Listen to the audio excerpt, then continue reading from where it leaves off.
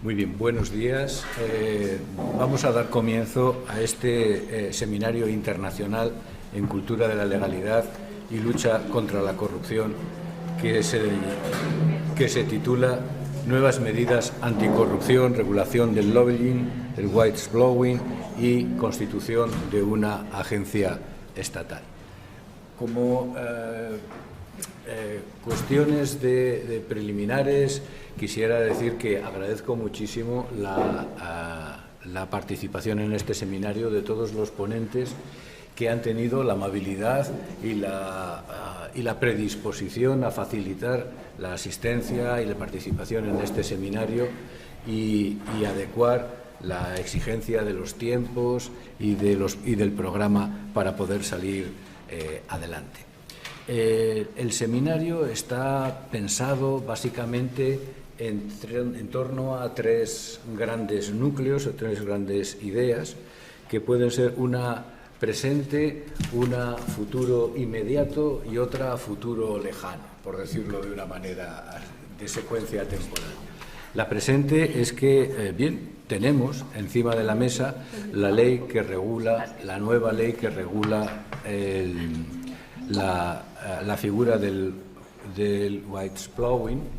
que ha supuesto la transposición de la directiva europea y que era una norma especialmente esperada. Creo que 20 de febrero, ¿verdad? Creo recordar que es la publicación.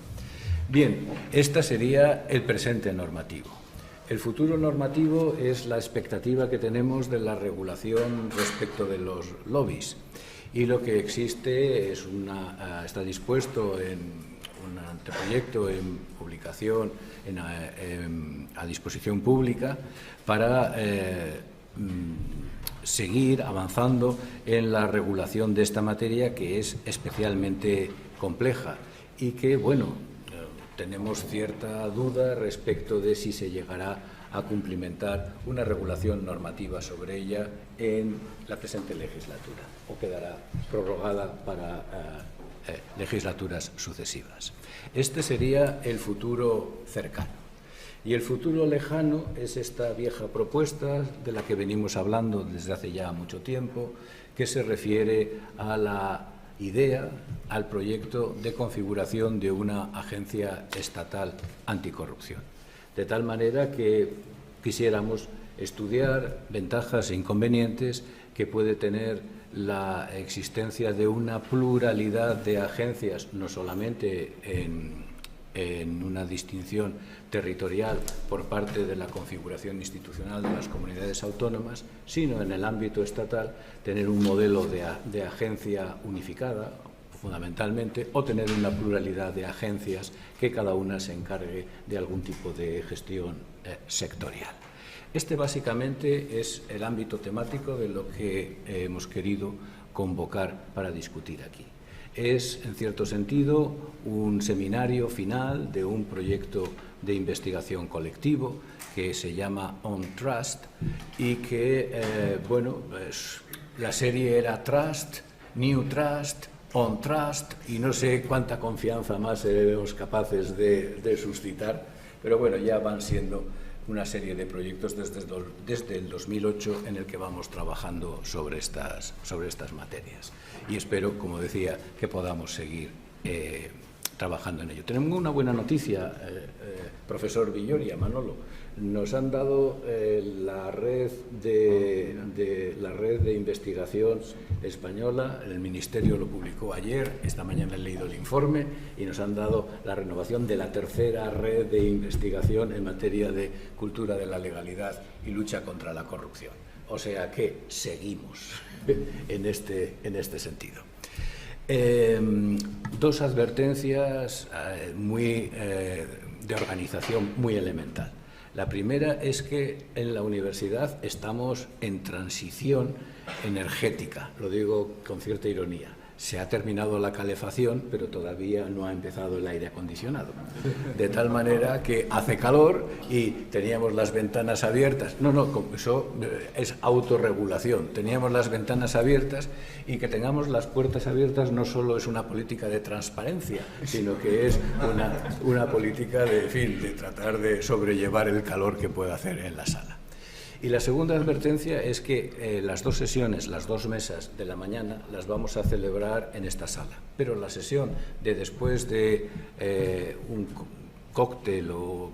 tenemos porque no daba tiempo a ir a comer fuera, es en otra, está aquí al lado, iremos juntos, no habrá problema, más problemas de los normales, en las pérdidas normales que se producen en este edificio, que eso ya está, se sabe por descontado que va a haber ese problema, pero simplemente que va a haber ese cambio de ubicación. Bueno, nada más, muchas gracias por haber aceptado, por haber venido, por haberos molestado en tomar parte en este congreso, y vamos a tener la primera de las ponencias, que corresponde a la directora general de Gobernanza, Clara Mapelli, que va a ser presentada por el profesor Villoria. Bueno, pues como acaba de decir Chema, tenemos aquí un programa que realmente a mí me hace mucha ilusión, porque recoge en gran medida las medidas más importantes del cuarto plan de gobierno abierto, responden un poco a la estrategia inexistente anticorrupción en España, pero sería como la expresión de lo único que podemos decir internacionalmente, que sería nuestra estrategia de prevención de la corrupción, no de lucha contra la corrupción. Y la verdad es que tenemos además a las personas, yo creo, más expertas y que más saben de esto en España en cada una de las mesas, sinceramente, ¿no? Agencias, los representantes de las dos agencias más importantes y más antiguas. Tenemos a Luis de Sousa, que es, yo creo que internacionalmente conocido como quizás uno de los 2 o 3 expertos más importantes mundialmente sobre los temas de agencias anticorrupción, hizo su tesis doctoral en el Instituto Europeo de Florencia sobre este tema, y a partir de entonces pues es una referencia internacional y mundial. Con Luis participamos en muchas cosas juntos. Hace poco hemos estado en Bruselas, volveremos dentro de poco, y la verdad es que es un placer tenerte. Y con Joan, esto voy a decir, y con Lourdes también, llevamos muchos años juntos en esta batalla y es un verdadero placer. También agradezco mucho a los miembros de la mesa de whistleblowers, que es uno de los temas fundamentales y sobre los cuales hay poca investigación real todavía en España, y vamos a ver cómo desarrollan la ley, que tiene ya Simona y Javier nos van a decir algunos de sus puntos débiles, y seguro que también encontramos puntos fuertes, y veremos cómo funciona. Y por la tarde, ni más ni menos que tenemos los temas de lobby, en los cuales pues Rafa Rubio ha sido históricamente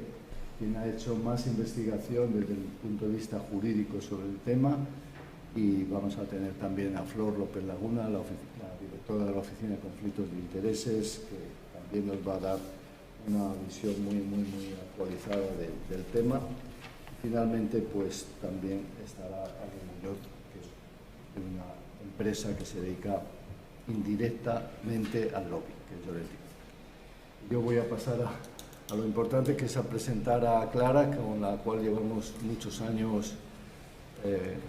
viéndonos y trabajando directamente juntos. Antes,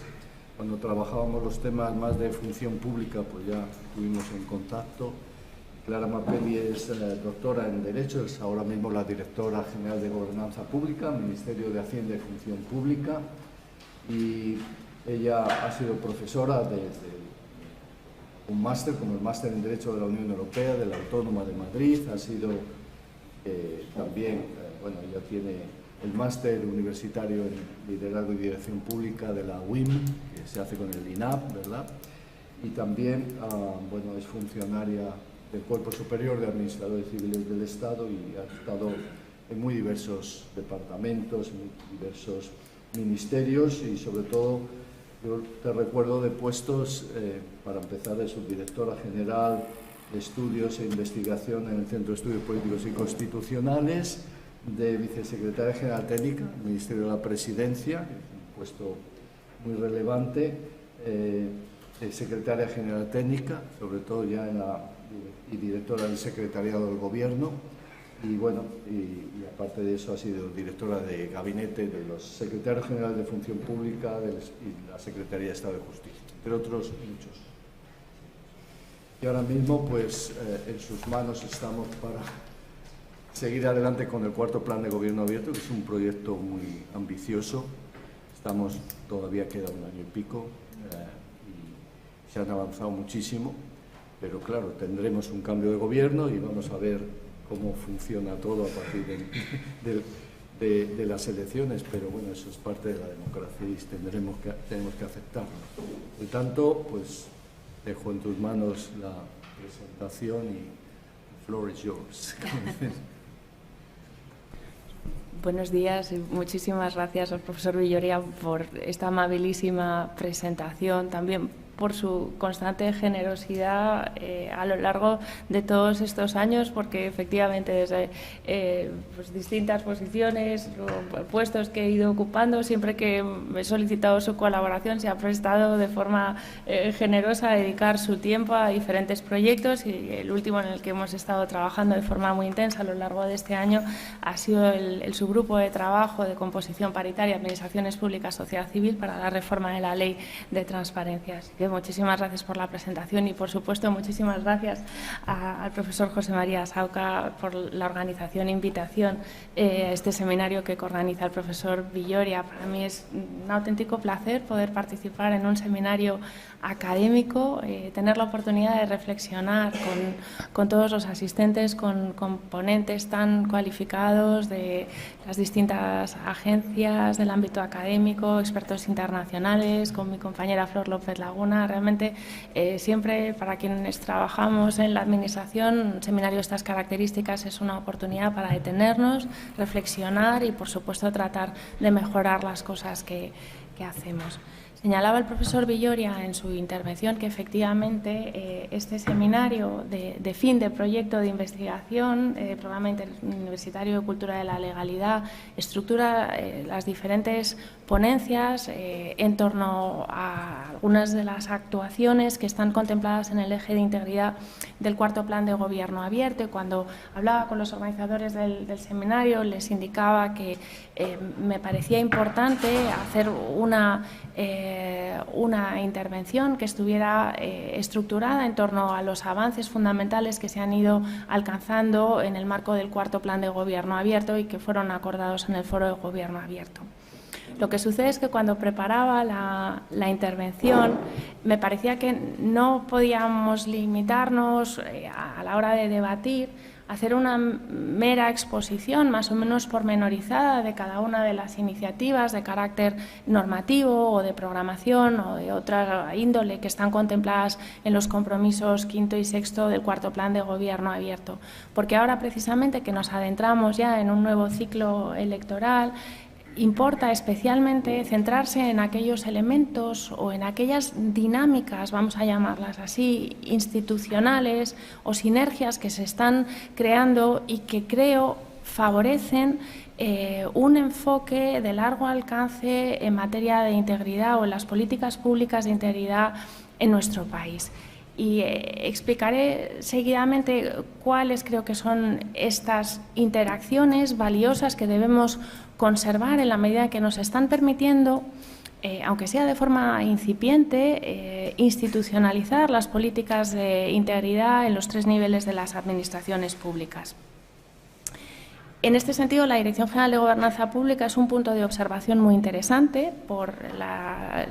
función o la misión de coordinación de las actuaciones del cuarto plan, pero también porque estamos en un punto de observación privilegiado por nuestra participación en algunos grupos de expertos de la Comisión Europea en materia de gobernanza, por nuestra participación en el grupo de trabajo de Gobierno Abierto de la OCDE, por la posibilidad de examinar la evolución de estos temas en el Comité de Gobernanza Pública de la OCDE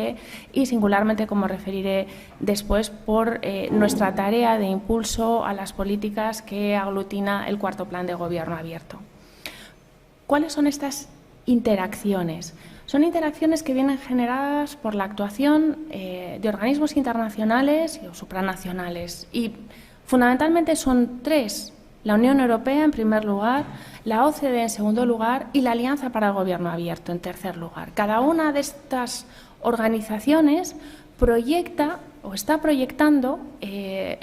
una serie de obligaciones y compromisos sobre nuestro ordenamiento jurídico y sobre la forma de trabajar en las administraciones públicas, que está produciendo, que como señalo, de forma incipiente, un impulso que creo que va a poder trascender el ciclo electoral y que garantiza o va a poder garantizar de forma estable sentar las bases de una política de integridad en el ámbito de nuestras administraciones públicas. Como verán, solamente he seleccionado 3. Esto no significa que no tenga en cuenta la tarea tan importante que ha desarrollado el Consejo de Europa en el ámbito del Convenio de Lucha contra la Corrupción y el Grupo de Estados contra la Corrupción, ¿no?, que todos conocemos, el GRECO, o que no tenga en cuenta tampoco las aportaciones de la Convención de Naciones Unidas contra la Corrupción. Son sin duda aportaciones muy importantes, pero esta particular interacción que está produciendo una institucionalización de las políticas de integridad en nuestro país creo que obedece fundamentalmente a la actuación de la Unión Europea, la OCDE y la Alianza para el Gobierno Abierto. Veremos a continuación y tendremos ocasión de debatir. Por supuesto, esto es una idea que me gustaría contrastar con todos ustedes, pero al menos es así como empezamos a verlo en la Dirección General de Gobernanza Pública. La Unión Europea, como todos ustedes saben, no dispone más que de una competencia de coordinación en el ámbito de las administraciones públicas. Está contemplada en el artículo 6 del Tratado de Funcionamiento y confiere una atribución, digamos, muy laxa, una base jurídica poco intensa de intervención en materia de cooperación administrativa. Básicamente, la Unión respalda los esfuerzos de los Estados miembros para mejorar su capacidad administrativa, pero dispone de, digamos, pocas herramientas más para intervenir, y a lo largo de muchas décadas esta cooperación entre los Estados miembros se ha articulado a través de una red informal conocida como EUPAN, la red de administraciones públicas. De hecho, ahora asumiremos en breve la presidencia de EUPAN, y su intervención en materia de integridad se ha proyectado fundamentalmente en el ámbito de la calidad de las administraciones públicas, que siempre incorporan los marcos de calidad una dimensión de integridad, en la medida que se vincula también a los mapas de procesos de las organizaciones. Pero digamos que ha tenido una intervención hasta ahora relativamente modesta en el ámbito de la cooperación entre las administraciones públicas. Lo que ha sucedido, como en tantos otros órdenes de actuación administrativa, es que la pandemia ha venido a alterar de modo sustancial este estado de cosas.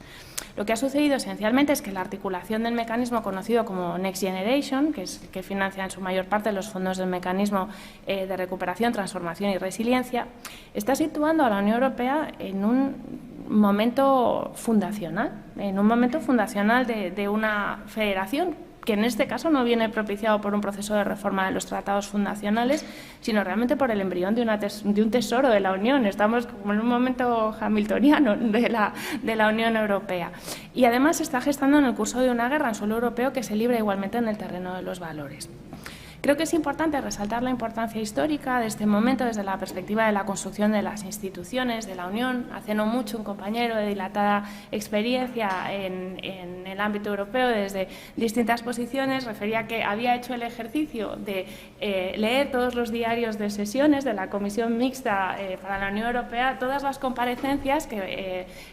los presidentes del Gobierno realizan al término de cada Consejo Europeo, explicando un poco los asuntos que se habían tratado. Bien, pues a lo largo de décadas estas comparecencias parecían elaboradas con un molde similar, con independencia de quién fuera el compareciente, y sin embargo, en los últimos años estas comparecencias están poniendo de manifiesto cómo la Unión, en ámbitos en los que en principio no disponía de base jurídica para actuar, ha intervenido, lo ha hecho con una rapidez inusitada, tratándose de las instituciones de la Unión, y para garantizar la prestación de servicios o la compra de bienes públicos durante la pandemia de forma muy eficaz, con políticas muy eficaces para garantizar la recuperación en el marco de la crisis o en el contexto de la crisis económica de la pandemia, y lo ha hecho en realidad, y ahora lo estamos viendo también en la intervención en todo el ámbito de política exterior con la guerra de Ucrania. Es decir, la Unión está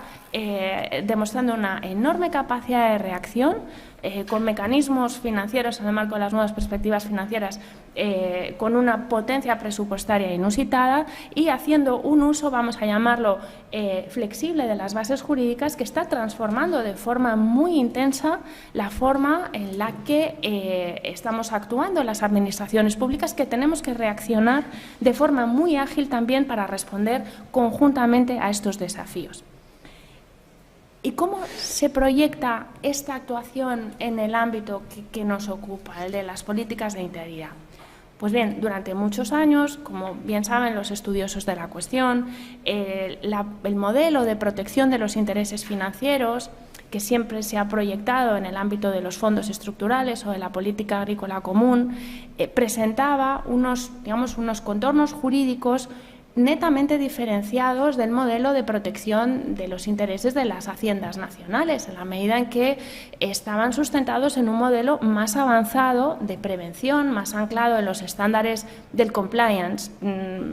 Y este modelo la Unión lo ha proyectado en diferentes áreas de actividad, como puede ser, por ejemplo, el modelo de protección de datos, etcétera. Pero digamos que eran ámbitos sectoriales limitados o circunscritos a determinadas parcelas de la actuación administrativa. Estaban muy familiarizados con este modelo PIF de protección de los intereses financieros, aquellas unidades que gestionaban fondos estructurales o que tenían de forma más intensa la obligación de protección de los intereses financieros, tal y como se conforma en el modelo de la Unión, en el reglamento financiero del 18, la gestión, el famoso modelo de gestión compartida, que impone unas obligaciones muy intensas en materia de prevención del fraude a los gestores, y este es el modelo que se ha trasladado también a la regulación del mecanismo de recuperación y resiliencia. Pero ¿qué es lo que ha sucedido? Que no es lo mismo que esta actuación o este modelo de compliance esté, digamos, circunscrito a determinadas áreas de actuación administrativa, que de repente toda la potencia presupuestaria del mecanismo proyecte este modelo de gestión compartida al conjunto de las administraciones públicas. Es que prácticamente no hay dirección general en el ámbito de la Administración General del Estado que no esté ejecutando ahora fondos del PRTR. Y esto ha supuesto un cambio cultural de enorme trascendencia, porque ha obligado a interiorizar en un corto espacio de tiempo este modelo de gestión compartida basado esencialmente en herramientas de prevención.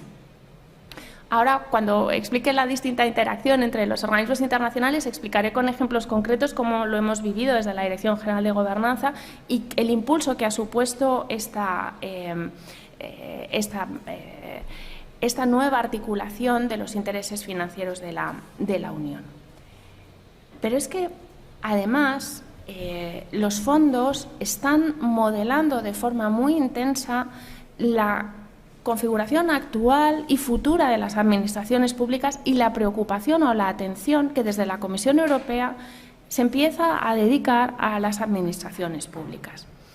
Quizá el documento que mejor describe esta aproximación es un documento elaborado por los servicios de la Comisión que se titula Apoyo a las administraciones públicas de la Unión para lograr reformas y prepararse para el futuro.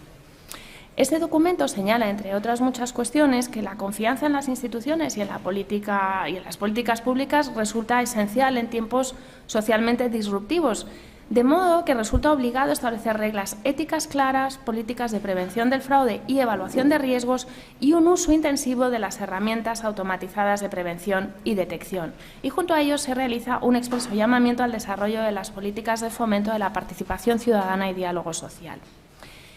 Este es un documento también, en cierta medida, fundacional de la aproximación de la Comisión Europea al ámbito de las administraciones públicas. El año pasado ya la Comisión Europea constituyó un grupo de expertos en gobernanza y en administración pública porque estamos empezando a ver un creciente interés de distintas direcciones generales de la Comisión, singularmente la Dirección General de Apoyo a Reformas Estructurales, pero también otras direcciones generales que desde hace muchos años están desarrollando su trabajo en el ámbito de las administraciones públicas, por ejemplo, todas las encargadas de política de vecindad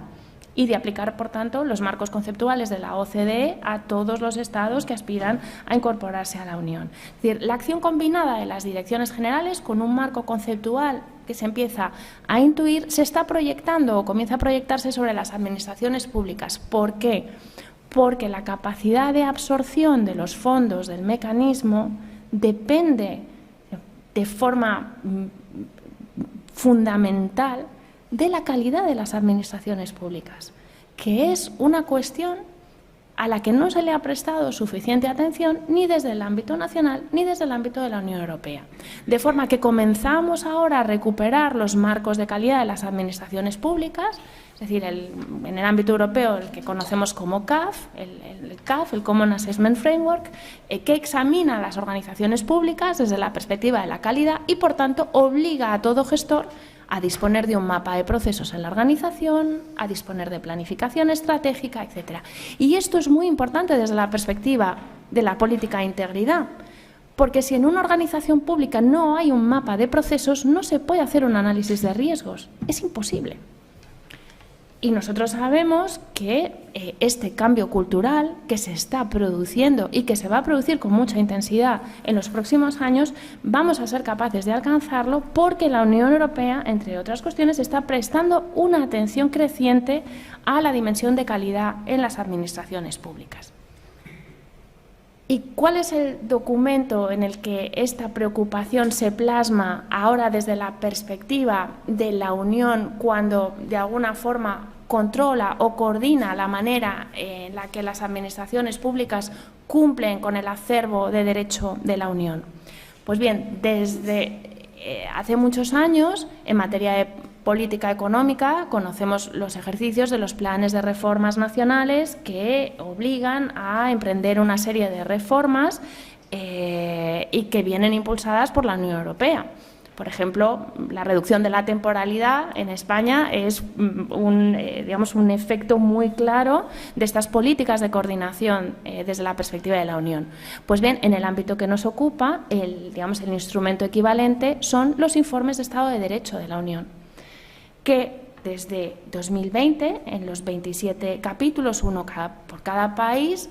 sintetizan el criterio de la Comisión Europea en elementos medulares del Estado de Derecho y, entre otros, las políticas de integridad, además de la Administración de Justicia, medios de comunicación y otros elementos. Después referiré cuál es la visión que desde estos informes la Comisión Europea está articulando, o sea, está desarrollando en relación específicamente con nuestro país, con España, es decir, cómo se está observando desde la Comisión Europea el avance. Luego discutiremos si es un avance o no, estamos en el ámbito académico, la idea es discutir y debatir, pero el avance que se está produciendo en España en las políticas de integridad. Bien, la segunda de las organizaciones que creo que está teniendo una influencia muy destacable en la configuración de las políticas de integridad en nuestro país es la OCDE.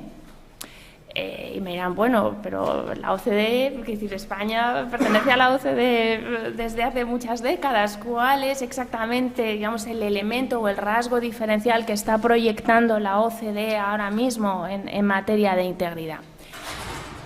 Pues el rasgo distintivo o la interacción, vamos a llamarla virtuosa, que se está produciendo, viene de la mano de la Unión Europea. Porque en la medida en que la Unión Europea comienza a interesarse de forma más decidida por la calidad de las administraciones públicas, descubre que más allá de los modelos de calidad, FQM o CAF, la única referencia, el único marco conceptual estable que además ha venido utilizando en el examen de otros estados en las políticas de vecindad es el que procura la OCDE, que lleva décadas trabajando en las organizaciones públicas y que además examina las administraciones públicas desde el prisma de un marco conceptual que es estable y es el que viene reflejado en los informes de Government at a Glance, el gobierno de un vistazo, de todos conocidos. Y que además tiene una serie de recomendaciones en distintos ámbitos de la actuación de las administraciones públicas de incalculable valor porque están configurando los marcos conceptuales de la buena administración, de ese derecho a la buena administración que se configura en la Carta de Derechos Fundamentales de la Unión. Y en materia de integridad, el documento al que todos dirigimos la vista es la recomendación de la OCDE de 2017, del Consejo de la OCDE, en materia de integridad pública. Esta tarde Flor se referirá a otro de los instrumentos específicos de la OCDE en materia de lobbies, pero yo me quiero centrar en la recomendación de la OCDE en materia de integridad pública, que, como todos ustedes saben, tiene un marco conceptual que descansa en 3 pilares: un sistema de integridad coherente y completo, una cultura de integridad pública y una rendición de cuentas eficaz. El elemento de sistema contempla los elementos de compromiso político, responsabilidades, estrategia, norma. La cultura de integridad, a su vez, descansa en los elementos de sociedad, liderazgo, meritocracia, formación y apertura, y el eje de rendición de cuentas analiza la gestión de riesgos, la sanción, la supervisión y la participación. Pues bien, esta recomendación de la OCDE de 2017 es la que informa la aproximación de la Unión Europea a las políticas de integridad, de forma que todo lo que observamos en los 27 capítulos país de los informes de Estado de Derecho en materia de integridad proviene de la recomendación y es la base que utilizan los servicios de la Comisión para examinar en qué medidas se están produciendo avances o no en los diferentes Estados miembros. Es decir, disponemos de un marco conceptual común en la Unión, pero este marco no lo ha elaborado la Unión, este marco es el que utiliza la OCDE. De ahí que se esté produciendo una sinergia muy beneficiosa, y ahora la veremos proyectada en nuestro país, entre estas dos instituciones, por no mencionar la circunstancia de que ahora tanto el mecanismo de recuperación, digamos, a través de los planes nacionales, que es la forma en la que estamos ejecutando fondos a través de reformas e inversiones, pero también a través del instrumento de apoyo técnico conocido como TSI, estos son proyectos que se presentan a la Comisión Europea por parte de los Estados miembros y que sirven para el apoyo a reformas estructurales. Bien, pues uno de los principales proveedores de consultoría de los TSIs es la OCDE. De modo que también cuando los Estados se animan a pedir asistencia técnica a la Unión Europea, son los consultores y los evaluadores por pares de la OCDE los que están proporcionando sobre el terreno la ayuda para elaborar las estrategias nacionales y para ejecutarlas. Es decir, que se está produciendo esta interacción, yo creo que es sumamente beneficiosa para la institucionalización de las políticas públicas de integridad. Y vamos a la tercera de las organizaciones, organismos que tiene una configuración muy particular y muy valiosa también, que es la Alianza para el Gobierno Abierto, la OGP. ¿Cuáles son las aportaciones de la OGP a este proceso de construcción de una política de integridad? Pues la propia configuración de la alianza. La alianza presenta unos rasgos que la singularizan de forma muy clara en sus intervenciones sobre los distintos estados que forman parte de la Alianza para el Gobierno Abierto, que se constituyó en 2011 en una reunión que se celebró coincidiendo con una Asamblea General de Naciones Unidas. Pero más que centrarme en el momento, digamos, fundacional de la Alianza, las condiciones para formar parte de los estados, forman parte más de 70 estados y organizaciones que denominan subnacionales, regionales y locales, lo que me interesa es examinar los rasgos institucionales que hacen de la Alianza una organización que contribuye a esta interacción tan sumamente interesante desde la perspectiva de la institucionalización de las políticas de integridad. En la Alianza, además de que están representados distintos niveles de gobierno y, por tanto, tenemos el Estado abierto en su dimensión más característica, 3 niveles de gobierno, órganos constitucionales, todos confluyen en esta política de Estado abierto. Además, consigue unir en una misma organización a los 3 niveles de gobierno y a la sociedad civil. Y esto es algo extremadamente valioso, porque los procesos de cambio en las administraciones públicas son en muchas ocasiones inerciales, tardan décadas en consolidarse, están muy vinculados a los ciclos electorales y, por tanto, son discontinuos, es decir, presentan una serie de rasgos que dificultan notablemente emprender políticas públicas de amplio alcance temporal. Y, sin embargo, al incorporar en una organización 3 niveles de gobierno y la sociedad civil está constantemente estimulando el desarrollo de políticas públicas en materia de gobierno abierto y evita que estos procesos tan inerciales o tan discontinuos de las administraciones públicas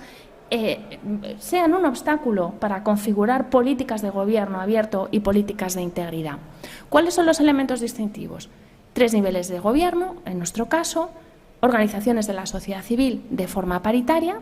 En segundo lugar, estos 2 bloques, administraciones públicas, sociedad civil, elaboran instrumentos de planificación que en el caso del cuarto plan de gobierno abierto trascienden un ciclo electoral y están articulados en un ciclo a 4 años. Esto es muy importante. Administraciones de distinto color político planifican junto con la sociedad civil una serie de compromisos en todas las dimensiones de gobierno abierto, que también es muy importante, porque como bien sabemos se generan sinergias entre las políticas de transparencia y rendición de cuentas, de integridad, de participación. Además, y ahora veremos la concreta estructuración en España de estas políticas, el modelo de la Alianza cuenta con un sistema de rendición de cuentas muy exigente, como bien saben los integrantes de este seminario que son miembros del Foro de Gobierno Abierto, porque el Foro de Gobierno Abierto se estructura en 5 grupos de trabajo y cada mes, la primera semana del mes, las administraciones públicas estamos obligadas a rendir cuentas ante la sociedad civil de los avances o no avances del cuarto plan. Y esto constituye un incentivo muy poderoso para mantener el impulso necesario desde las administraciones públicas para avanzar en el conjunto de estas políticas. Además, se cuenta con un mecanismo de revisión independiente, es decir, al término del cuarto plan y también con ocasión de la revisión intermedia, los revisores independientes de la Alianza hacen una evaluación que por supuesto es pública y todo el mundo tiene un enorme interés en cumplir los compromisos y en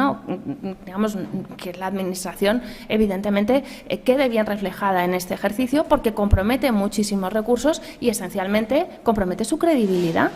De forma que existe un interés muy claro en trascender este ciclo político y en procurar que al término de los planes de gobierno abierto el mecanismo de revisión independiente de la Alianza proyecte una imagen acorde con el esfuerzo que las administraciones públicas han invertido en ejecutar los planes. Bien, hasta aquí o hasta este punto, este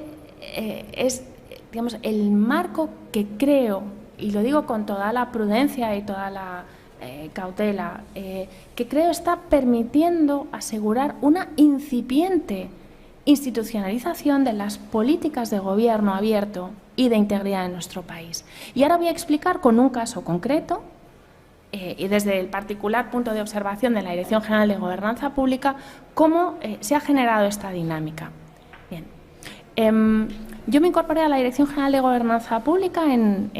diciembre de 2021. Es una organización, un centro directivo muy sólido, gracias al trabajo incansable de todos mis predecesores, que han sido profesionales de extraordinaria cualificación y que se han dejado la piel en esta dirección general, al igual que todo el equipo, y que es una dirección general que proviene de la antigua ICSAP, de la Inspección General de los Servicios de los años 80, que coordinaba las inspecciones generales de servicios y que luego conformó lo que fue la Dirección General de Modernización de la Administración, a la que se sumó en un primer momento toda la competencia de Administración Electrónica, que tomó el nombre también del Comité de Gobernanza Pública de la OCDE en el año 2017, que incorpora todos los paradigmas de la gestión pública, la nueva gestión pública a través de los modelos de las inspecciones de servicios y las políticas de simplificación administrativa, la gobernanza a partir del 17 con las políticas de gobierno abierto, porque España se había incorporado a la Alianza en el año 2011 y había ido perfeccionando su modelo de gobierno abierto. Pues bien, desde esta Dirección General se estaba coordinando el cuarto plan de gobierno abierto y en el eje de integridad del cuarto plan de gobierno abierto se contemplaba en el compromiso 5 desarrollar elementos o piezas preventivas de un sistema de integridad. Pero tal y como está formulado el compromiso en el cuarto plan, son piezas. Se fomentará la elaboración de códigos de conducta, de modelos de análisis de riesgos, de formación, de sensibilización, etcétera. Se había hecho un diagnóstico cuando yo llegué, Olivier Bayón, que fue el anterior director general, había preparado un diagnóstico con las inspecciones generales de servicios, porque la Dirección General coordina las inspecciones de servicios departamentales. Y en ese diagnóstico, que está publicado en el cuarto plan y que se consultó con expertos en su momento, ¿qué es lo que se observaba? Y está aquí el profesor Villoria, que conoce bien ese ejercicio. Pues que la Administración General del Estado no había conseguido salir todavía de un modelo, que es el modelo que precisamente critica la OCDE, que estaba un modelo jurídico formalista, que estaba anclado en, digamos, en la confianza de que basta con la norma publicada en el BOE para tener una política de integridad. Es verdad que entre los años 2013 y 2015 se hizo un esfuerzo legislativo muy importante, la ley de transparencia, las leyes 39 y 40, toda, digamos, la ley del alto cargo, es decir, un esfuerzo muy importante en materia de gobierno abierto. Pero en muchas ocasiones se hace ese esfuerzo legislativo y se queda ahí, no llega a formar parte de la cultura administrativa, que es una cultura que descansa fundamentalmente en una línea de defensa, que es la línea del control interno, pero como bien sabemos, y bien sabemos ahora los que estamos gestionando fondos, la línea del control interno de las intervenciones no es suficiente.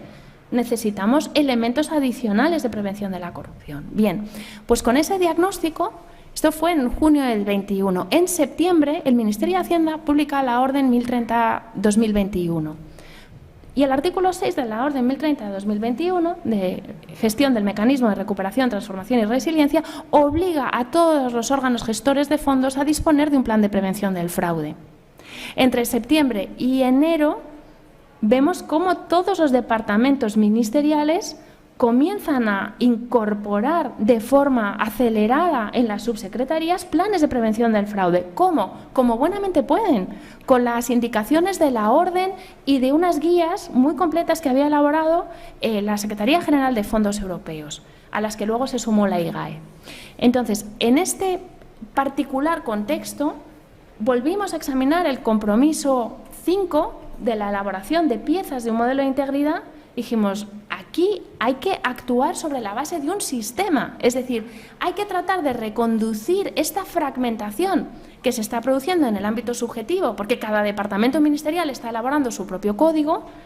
y desde el ámbito objetivo, porque únicamente se están velando por la protección de intereses financieros de la Unión. ¿Pero qué está sucediendo con la protección de los intereses de la Hacienda Pública Española o de la prevención de otras infracciones de carácter administrativo o penal que están en el ordenamiento jurídico? La Administración General del Estado tiene personalidad única. ¿Qué estamos haciendo con códigos fragmentarios de los distintos departamentos? Bueno, en muchas ocasiones las reformas administrativas tienen esta dinámica. Primero se actúa de forma rápida, de manera fragmentaria, porque hay que reaccionar y hay que cumplir con una obligación, y luego hay que tratar de reconducir esta heterogeneidad a un modelo más homogéneo y más sólido. Ahí se puede observar muy claramente la interacción. Primero, la orden, artículo 6 de la orden, que viene de la regulación jurídica del mecanismo de recuperación, transformación y resiliencia. El cuarto plan, que obliga ya a disponer de estos modelos de prevención en materia de integridad pública y respecto de los cuales se tiene que rendir cuentas ante el Grupo de Trabajo de Integridad y ante el Foro de Gobierno Abierto, porque hay que tenerlos listos en un plazo determinado. Y, finalmente, la referencia conceptual, la recomendación de integridad pública de la OCDE. ¿Cómo construimos un sistema de integridad? Pues constituyendo un grupo de trabajo con 55 expertos provenientes de las Inspecciones Generales de Servicios, del Servicio Nacional de Coordinación Antifraude, de la Abogacía General del Estado, de la Oficina de Conflictos de Intereses, 55 personas que han trabajado en 10 subgrupos para constituir las diferentes piezas del sistema de integridad de la Administración General del Estado. Cuando finalizan ese ejercicio, que ha estado coordinado por la Dirección General de Gobernanza Pública, lo sometemos a consulta, porque es esencial la participación. Eso es otra de las indicaciones muy claras que nos da la OCDE. Y hay que construir una cultura en la que están implicadas, además de las organizaciones sindicales con las que se ha consultado, las organizaciones empresariales con las que se ha consultado también, los expertos en integridad del Foro de Gobierno Abierto, con los que se ha hecho una consulta específica, y el propio Pleno y el Grupo de Trabajo de Integridad del Foro. además de las consultas internas, porque se han lanzado cuestionarios a altos cargos y a empleados sobre las distintas piezas de un sistema de integridad, que abarcan todas las dimensiones: un código de buena administración para empleados y empleadas públicas, un código de buen gobierno para los altos cargos, un modelo para realizar los análisis de riesgos en las organizaciones, un modelo que cada director general o cada titular de organismo público tiene que poder aplicar y que bebe de la buena tarea que han hecho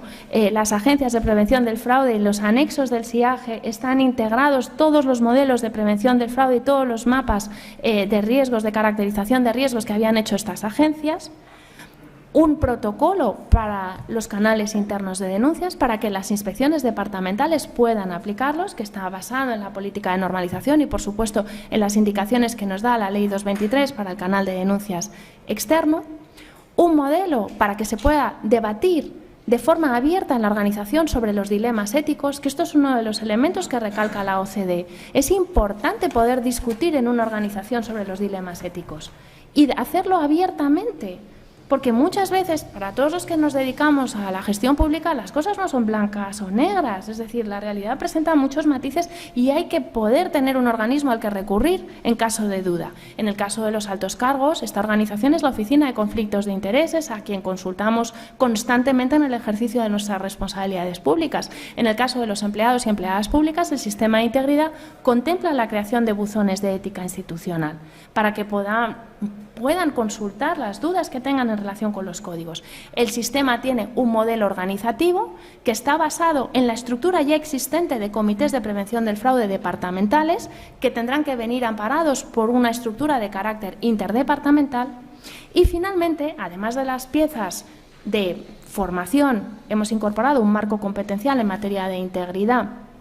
y de planificación. En el marco de esta estructura organizativa habrá que elaborar un diagnóstico primero en cada uno de los departamentos y planes anuales para seguir apuntalando el proceso continuo en materia de integridad. Otro de los elementos esenciales, que es el que comienza a garantizar la coherencia del sistema en su conjunto, es que el sistema se integra en la Estrategia Nacional Anticorrupción que está preparando el Servicio Nacional de Coordinación Antifraude en el seno del Consejo de Prevención del Fraude y en el que participan como partes interesadas muchas agencias autonómicas. Es un modelo que está avanzando lentamente, pero ya el Consejo en 2019 señaló que quizá el ejercicio no debería circunscribirse únicamente a la protección de intereses financieros de la Unión. Tenemos una disposición adicional quinta de la Ley 223 de whistleblowers que señala que hay que elaborar una estrategia de alcance nacional y con la generación de estos incentivos institucionales yo confío en que estos proyectos que están cimentando las bases de un modelo holístico de integridad en nuestro país puedan avanzar en los próximos años. Como bien sabemos, los que nos dedicamos a las administraciones públicas, estos avances nunca son inmediatos, pero lo que hay que y requieren paciencia y buenas dosis de optimismo. Pero hay que ser conscientes de que, o al menos así lo observamos desde la Dirección General de Gobernanza Pública, que gracias a todos estos incentivos institucionales se están creando las distintas piezas de un sistema de integridad que vamos a construir entre todos en los próximos años. A ello no es ajeno tampoco que en una decisión valiente del legislador español, la Ley 223 no limite el ámbito objetivo a lo que señalaba la directiva Whistleblowing, que está concebida, como no puede ser de otra forma, sobre la protección del derecho de la Unión, como se puede ver en las categorías de infracciones que están reflejadas en el anexo, sino que haya dado el paso de extender el ámbito objetivo de la ley a cualquier infracción o delito de nuestro ordenamiento jurídico que comporte un quebranto a los intereses de la hacienda pública o de la seguridad social. Esa aportación del legislador español es la que nos ha permitido construir el sistema de integridad sobre ese ámbito objetivo, acabando con el dualismo de protección entre los intereses financieros de la Unión y los de la Hacienda Pública Española. Yo lo dejo aquí porque son ya las 10:15 y creo que me he extendido más de lo que me correspondía. Me encantará conocer sus opiniones y debatir sobre la forma en la que desde las diferentes perspectivas se aborda este proceso, pero ha sido desde luego un placer tener la oportunidad de compartir con todos ustedes estas reflexiones. Muchísimas gracias.